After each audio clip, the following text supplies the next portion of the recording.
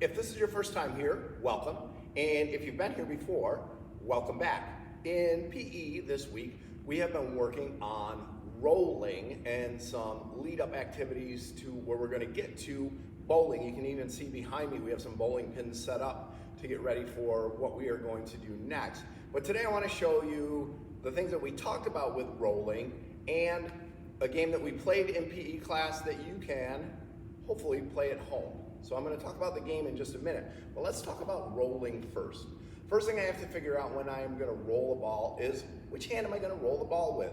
Usually it is whatever hand I use with my pencil or my fork or that I throw a ball with. That's usually the hand that I'm going to roll the ball with. For me, it's going to be this hand. It might be this hand for you. You just have to figure out which one it is. Now, I'm going to call that hand your skywriting hand or your dominant hand. So that would make this hand my not rolling hand. I'm going to call this my opposite hand. So my opposite hand, not really all that important for rolling, but my opposite foot is. Because when I roll, just like when I throw, I want to take a step, but I want to take a step with my opposite foot.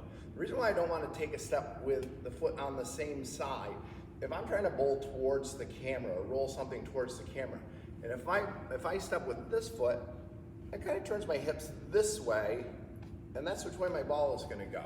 But if I step like this, so it's on the opposite side, it still keeps my hips and everything else pointed towards my target where I want the ball to go. So that's why I want to step with. If it's this hand, it's this foot that does the stepping. The other reason why we want to take a big lunge step is we want to get as close to the floor as we can because we want our ball to roll along the floor, especially for this game. If it bounces, it might not work out so great. And I haven't tested my game out yet, so I'm not sure if my ball is too big for this activity, if it'll fit, but we're going to find out in just a minute.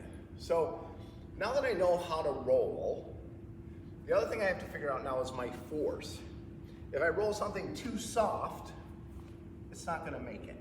If I roll something too hard, a lot of times I lose some control if I roll something too hard. So I want to try to find the right speed to do it.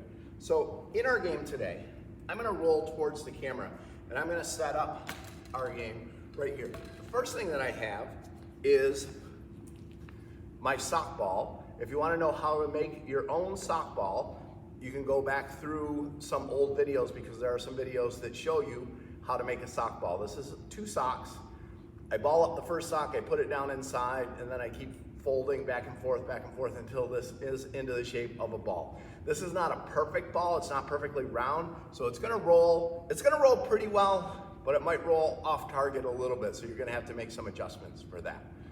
But one of the reasons why I like using a sock ball is everybody has socks at home. And another reason why I like using a sock ball is it's soft, and it's really not gonna break anything, even if I use it inside.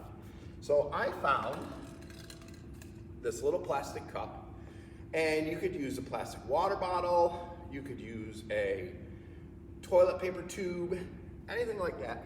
And I'm gonna put that on the floor like this. And then my other thing I need is a laundry basket. And it doesn't matter if it's a round basket or a square basket. This one is a round basket.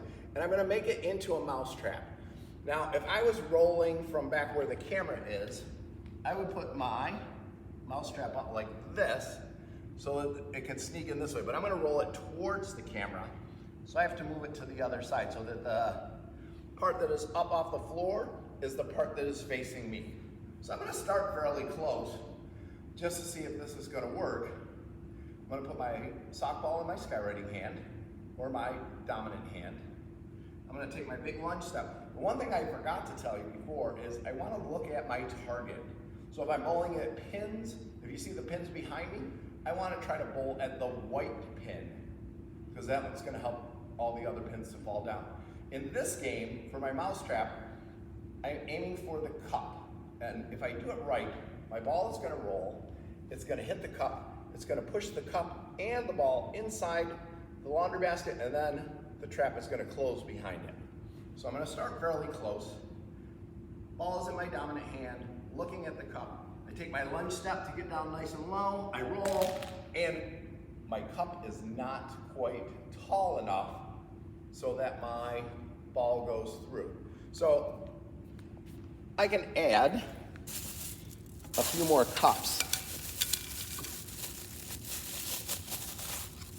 to make our opening just a little bit higher, so that then hopefully, okay, now I know my ball will fit it through. So I'm going to take my lunge step again, ball my dominant hand, roll it on the floor. Oh, that time I got all of the cups, but my sock ball stayed on the outside. It didn't quite go all the way through. After I do it that way, then I know that it'll work. I know that my ball will fit underneath and I have the right amount of cups. Then I can start, once I start getting things trapped inside the mousetrap, I can move farther and farther back to challenge myself. So a sock ball, a laundry basket, some paper cups or toilet paper tube or plastic water bottle, anything that won't break but can keep your mousetrap up, and you have a fun game of mousetrap that you can play at home.